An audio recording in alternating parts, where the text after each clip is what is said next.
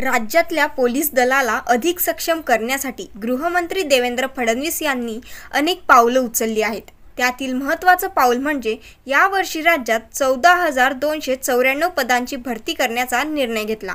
राज्यातील बेरोजगार तरुणांची संख्या आणि पोलीस दलातील मनुष्यबळाची कमतरता हे पाहता महायुती सरकारनं पोलीस भरती करण्याचा निर्णय घेतला।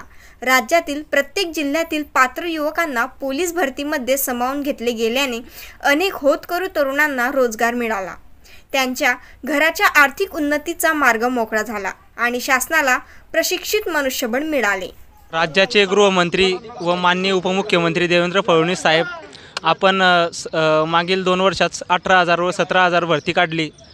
17-18,000 भरती काढून जंबो भरती काढून मुलांना तुम्ही महाराष्ट्रातील तरुण मुलांना संधी दिली, याबाबत आम्ही तुमचे खूप खूप आभारी आहोत। राज्यातल्या पोलीस दलाला अधिक सक्षम करण्यासाठी गृहमंत्री देवेंद्र फडणवीस यांनी अनेक पावलं उचलली आहेत। त्यातील महत्त्वाचं पाऊल म्हणजे यावर्षी राज्यात 14,294 पदांची भरती करण्याचा निर्णय घेतलाय। राज्यातील बेरोजगार तरुणांची संख्या आणि पोलीस दलातील मनुष्यबळाची कमतरता हे पाहता महायुती सरकारनं पोलीस भरती करण्याचा निर्णय घेतलाय। राज्यातील प्रत्येक जिल्ह्यात पात्र युवकांना पोलीस भरतीमध्ये सामावून घेतले गेल्याने अनेक होतकरू तरुणांना रोजगार मिळालाय। त्यांच्या घराच्या आर्थिक उन्नतीचा मार्ग मोकळा झालाय आणि शासनाला प्रशिक्षित मनुष्यबळ मिळाले।